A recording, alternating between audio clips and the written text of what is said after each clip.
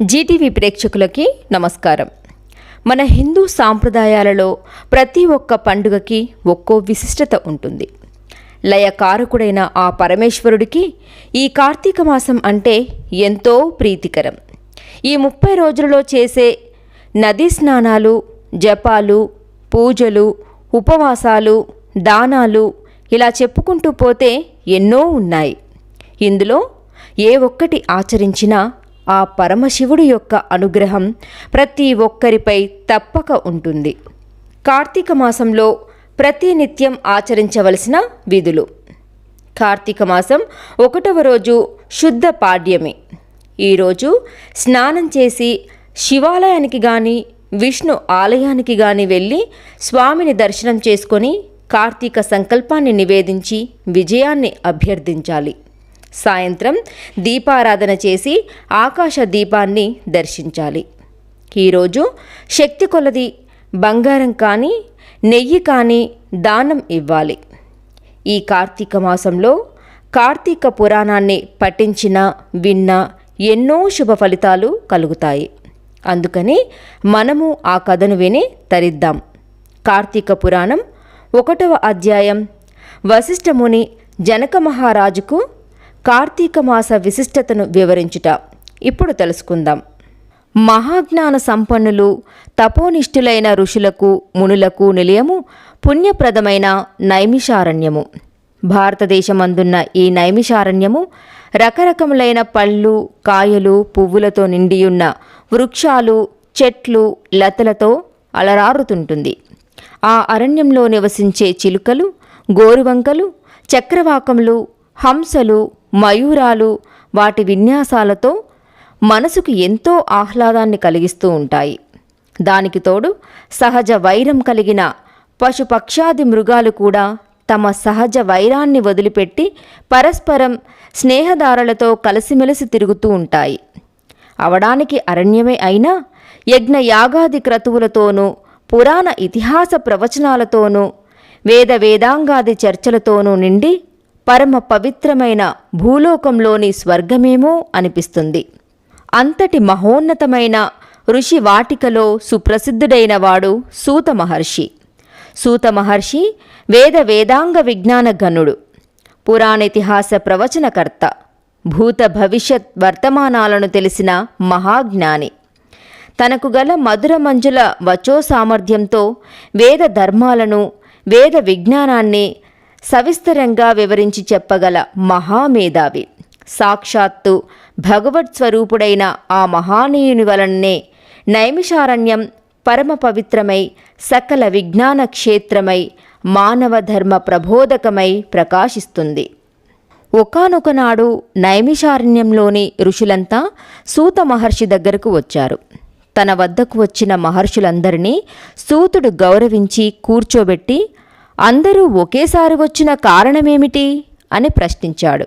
వచ్చిన వారిలో ఒకడైన ఋషులందరికీ నాయకుడైన శౌనకుడు సూత మహర్షికి నమస్కరించి, మీ కారణంగానే మేమంతా సమస్త వేద విజ్ఞాన సంపన్నులమై కర్మ ధర్మాచరణ ప్రవర్తకులమై యజ్ఞ యాగాది జప తపోనిష్ఠులమై వృద్ధి పొందుతున్నాము.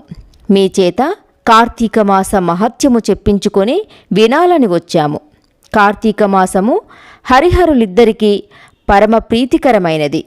ఈ మాసంలోని 30 రోజులు పరమ పవిత్రమైన పర్వదినాలే. ఈ మాసంలో చేసిన స్నాన, జప, తప, దానాలకు అపారమైన ఫలసిద్ధి లభిస్తుందని విన్నాము. అంతటి విశిష్టమైన కార్తీక మాస వైభవాన్నంతటినీ సమస్త విశేషాలతో సవివరంగా వినిపించి మమ్మల్ని కృతార్థులను చేయవలసింది అని సవినయంగా ప్రార్థించాడు. సూతుడు, మునిజన శ్రేష్ఠులారా, మీ కోరిక పరమ ఆమోదము. మీరన్నట్లే కార్తీక మాసము అత్యంత పుణ్యప్రదమైనది. ఈ మాసం కేవలం హరిహరులకు మాత్రమే కాదు, సమస్త దేవతలకు ప్రీతిపాత్రమైనది. ప్రతి మాసంలో ఏదో ఒకరోజు పర్వదినం ఉంటుంది. కానీ ఈ కార్తీక మాసంలో 1 రోజులు పర్వదినాలే. ఈ మాసం ధర్మ కార్యాచరణలకు నియమనిష్టలకు నిలయము. ఈ కార్తీక మాస మహత్యం విన్నవారికి పుణ్యగతులు లభిస్తాయి. ఈ మాసంలో కర్మసాక్షి అయిన సూర్యభగవానుడు తులారాశిలో సంచరిస్తూ ఉంటాడు. కనుకనే ఈ మాసంలో చేసిన పూజలు, వ్రతాలు, దాన ధర్మాలు, దీపారాధనలు, నక్తములు, ఉపవాసములు, పురాణ శ్రవణములు అనేక జన్మలలో చేసిన పాపాలను పరిహరింపజేసి పుణ్యగతులను ప్రసాదిస్తాయి.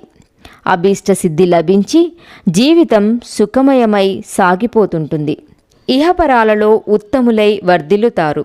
మానవ శ్రేయోభిలాషులై తరించే మీకు ఈ పురాణాన్ని వినిపించడం వలన నేను ఉత్తమగతిని పొందుతాను అన్నాడు. మహామునులారా, ఈ కార్తీక పురాణం గురించి స్కాంద పురాణంలో ఉంటుంది. దీనిని మొట్టమొదట పరమేశ్వరుడు పార్వతీదేవికి, శ్రీమన్నారాయణుడు శ్రీ మహాలక్ష్మికి, చతుర్ముఖుడు బ్రహ్మదేవుడు నారద మహర్షికి, నారదుడు వశిష్ఠ మహర్షికి, వశిష్ఠుడు జనక మహారాజుకి వివరంగా చెప్పారు.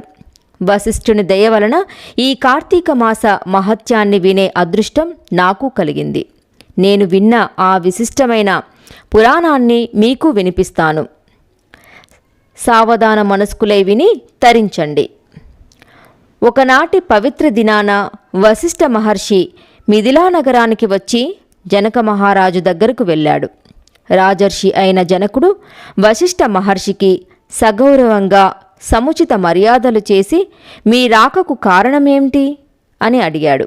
అందుకు వశిష్ఠుడు, జనకరాజా, నేను సిద్ధాశ్రమంలో యాగం చేయాలని సంకల్పించిన యాగానికి నీ సహాయం అడుగుదామని వచ్చాను అన్నాడు. దానికి జనకుడు, మహర్షి, మీ యాగానికి కావలసిన ధనాన్ని, అనేక విధాలైన సంభారములను అన్నింటినీ మీ కోరికననుసరించి మీకు సమర్పిస్తాను. నాకు, నా సంపదలకు ఇంతకంటే గొప్ప ప్రయోజనం ఏముంటుంది అంటూ వినయంగా అంగీకరించాడు. మునిజన శ్రేష్ఠుడైన ఓ వశిష్ఠ మహర్షి, నాకు చాలా కాలం నుండి ధర్మార్థ కామమోక్ష ప్రదాయకమైన సర్వపాపహరమైన కార్తీక మాస మహత్యాన్ని వినాలని కోరిక. కనుక నా యందు అనుగ్రహముంచి కార్తీక పురాణాన్ని వినిపించి నన్ను కృతార్థుణ్ణి చెయ్యమని ప్రార్థించాడు.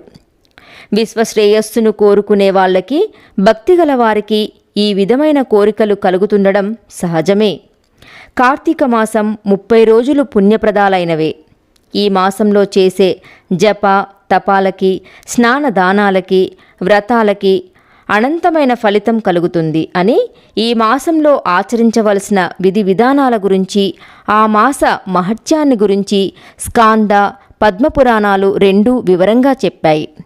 ఈ కార్తీక మాసంలో సూర్యోదయ కాలానికి ముందుగానే చేసే స్నానం పరమ పుణ్యప్రదం. ఈ మాసంలో గంగానది సమస్త నదీ జలాలలోనూ, కాలువలు, చెరువులు మొదలైన జలాశయాలన్నిటిలోనూ అంతర్లీనంగా ప్రవహిస్తూ ఉంటుంది. స్నానంతో పవిత్రులై పుణ్యప్రదమైన శరీరంతో చేసే దాన ధర్మాలు అనంతమైన ఫలితాన్ని ఇస్తాయి. ఈ మాసంలో చేసే పితృకార్యాలు, పితృకర్మలు 7 తరాల వరకు పుణ్యగతులను కలిగిస్తాయి.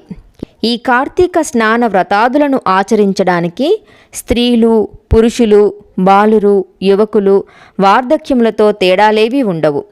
ఏ వయసు వారైనా, ఏ జాతి వారైనా స్నాన, దాన, జప తపాదులను చేసి తరించే ప్రయత్నం చేయవచ్చు. జనక మహారాజా, ఈ కార్తీక మాసానికి అధిపతి దామోదరుడు. కనుక దామోదరుణ్ణి పూజ, కేదారేశ్వర వ్రతములను ఈ కార్తీక మాసంలో ఆచరించడం వలన శివకేశవులిద్దరి అనుగ్రహం అపారంగా లభిస్తుంది. జలరాశులన్నింటిలో అంతర్లీనంగా ఉన్న గంగాదేవి అనుగ్రహము లభిస్తుంది. సూర్యోదయానికి పూర్వమే చేసే స్నానము ముక్తిప్రదమైనది. మనం కార్తీకంలో చేయవలసిన దాన ధర్మాలు, సంధ్యావందనాది నిత్య కర్మలు, తర్పణాలు, దీపారాధనలు, దీపదానాలు, వనభోజనాలు, సమారాధనలు, సోమవార వ్రతాలు, కార్తీక పౌర్ణమి నోము ఇవన్నీ కేవలం పుణ్యమును ప్రసాదించడం మాత్రమే కాక శరీరానికి తేజస్సును, శక్తిని, మేధస్సును, మనస్సుకు శాంతిని, స్థిరత్వాన్ని, స్థిమితాన్ని, సంపదలను కూడా కలిగిస్తాయి. భుక్తి, ముక్తులను ప్రసాదించే ఏకైక మాసం ఈ కార్తీక మాసం. ఈ కార్తీక మాసంలో ఏకభుక్తం, ఒక పూట ఉదయం మాత్రమే భోజనం చేసి ఉండడం. నక్తం, ఉదయమంతా ఉపవాసం ఉండి సాయంత్రం నక్షత్ర దర్శనం అయిన తర్వాత భోజనం చేయడం. సోమవారాలు, పౌర్ణిమ, ఏకాదశులు మొదలైన రోజులలో చేసే ఉపవాసాలు మోక్షప్రదాలు. పూర్తిగా ఉపవాసం చేస్తూ సంధ్యా సమయంలో తీర్థప్రసాదాలను స్వీకరించడం, ఉపవాసం చేయడం అనేవి పుణ్య ముక్తిప్రదాలు. వారంతట వారిగా ఇతరులు పెట్టిన దానిని మాత్రమే భుజిస్తూ నిత్యము జపం, తపం, పురాణ పఠనం, దీపారాధన చేయడం, క్షేత్ర సందర్శనం మొదలైన వాటన్నిటినీ భక్తి శ్రద్ధలతో చేయడం ఆయురారోగ్యదాయకమే కాక మోక్షకారకం కూడా. ఈ దీక్షతో కార్తీక సోమవార వ్రతం చేసిన ఫలితం లభిస్తుంది. మొదటి రోజు పారాయణం సమాప్తం. సర్వే జనా సుఖినో భవంతు.